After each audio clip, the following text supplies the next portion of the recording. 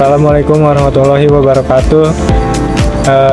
Saya dari Dafa Fadurrahman dan Muhammad Andika ingin mempresentasikan tentang sistem informasi akademik dari matkul Sistem Informasi Manajemen.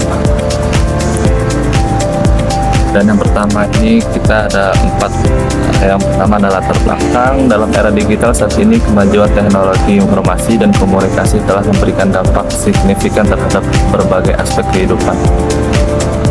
Nah, sistem ini dirancang untuk mempermudah proses pengelolaan data akademik seperti data mahasiswa, jadwal perkuliahan, registrasi mata kuliah, penilaian, hingga laporan akademik.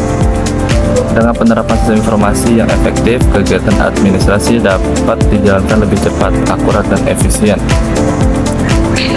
Informasi akademik yang baik diharapkan dapat memberikan akses yang mudah dan cepat terhadap informasi, membantu dalam pengambilan keputusan, serta meningkatkan kualitas layanan akademik secara keseluruhan.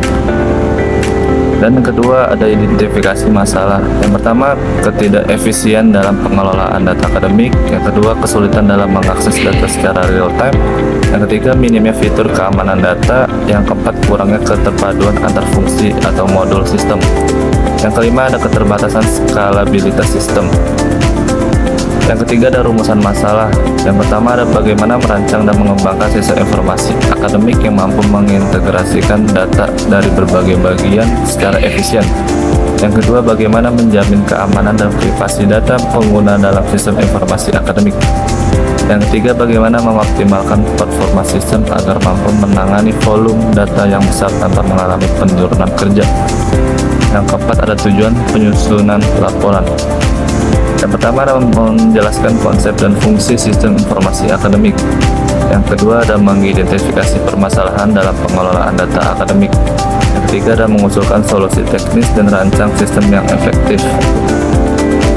Dan kegunaan penyusunan laporan ini yang pertama untuk menjelaskan masalah-masalah yang berkaitan dengan tugas sistem informasi manajemen yang diberikan dosen. Yang kedua diharapkan dapat menambah wawasan dan pengetahuan yang bermanfaat. Yang ketiga untuk menambah wawasan dan ilmu dalam bidang sistem informasi manajemen. Yang keempat sebagai bukti telah mengerjakan tugas. Yang kelima mengembangkan rasa tanggung jawab dan kedisiplinan atas tugas yang diberikan serta mampu menerapkan dalam kehidupan sehari-hari. Lalu selanjutnya di sini ada menu login. Jadi di menu login itu terdapat username dengan password.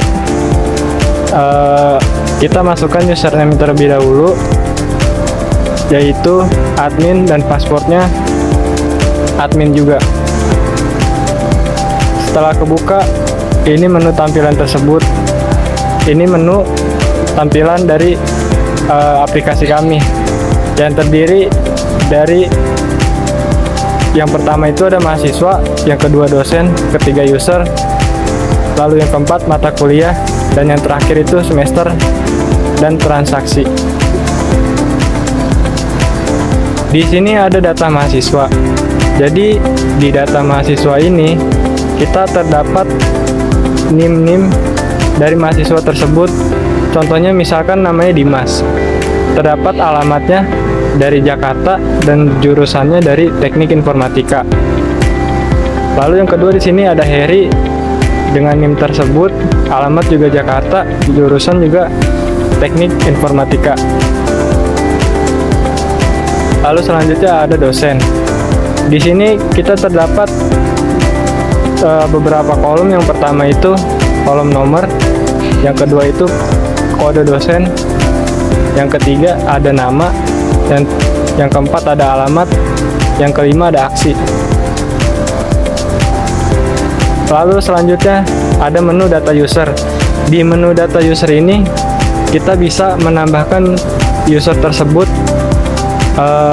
lebih dari 3 user, lebih dari 2 user atau lebih yang bisa mengakses aplikasi tersebut. Lalu di sini ada kode mata kuliah.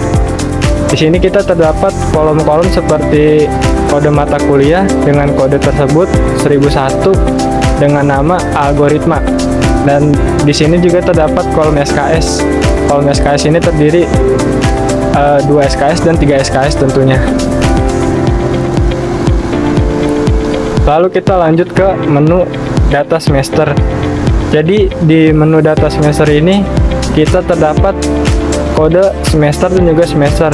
Jadi kita misalkan mahasiswa dari universitas tertutup ini, jadi kita bisa menampilkan kode semester kita berapa dan kita itu lagi di semester berapa. Nah, ini salah satu menu jika ingin menambahkan data tambah mahasiswa. Yang pertama itu di sini ada nama itu kita misalkan kita isi Dimas. Lalu di sini ada alamat dan juga jurusan.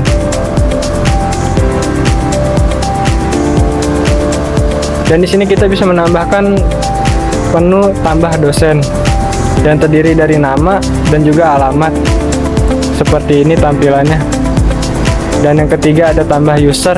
Tambah user ini akses yang bisa user yang bisa mengakses aplikasi tersebut. Di sini ada nama dan juga paspor seperti tampilan yang di halaman login seperti tadi. Lalu di sini ada menu tambah semester. Kita bisa mengubahnya semisalkan semester itu ganjil atau genap dan juga tahunnya bisa disesuaikan. Lalu di sini ada menu tambah jadwal. Jadi kita bisa menambahkan kode dosen yang tadi tersebut, kodenya misalkan berapa, kode mata kuliahnya berapa, lalu waktunya dari pukul berapa sampai pukul berapa, dan di ruangannya bisa kita atur. Jadi kesimpulan dari tugas ini, dengan adanya tugas laporan ini dan penjelasan di atas, kami menyimpulkan bahwa pembuatan tugas ini sangat bermanfaat bagi kami, para mahasiswa, khususnya kami. Kami diajarkan untuk bekerja sama, mengembangkan rasa tanggung jawab atas tugas-tugas yang diberikan, serta bersama-sama menyelesaikan sesuatu pokok permasalahan yang ada, dan mengasah skill keterampilan.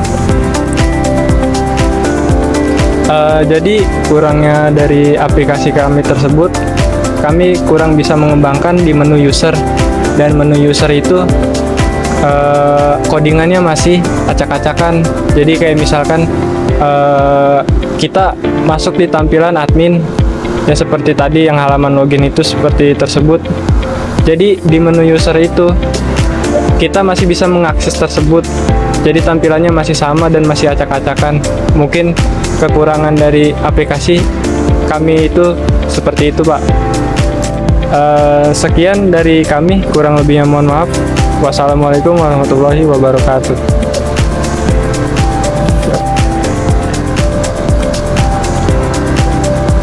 8 menit.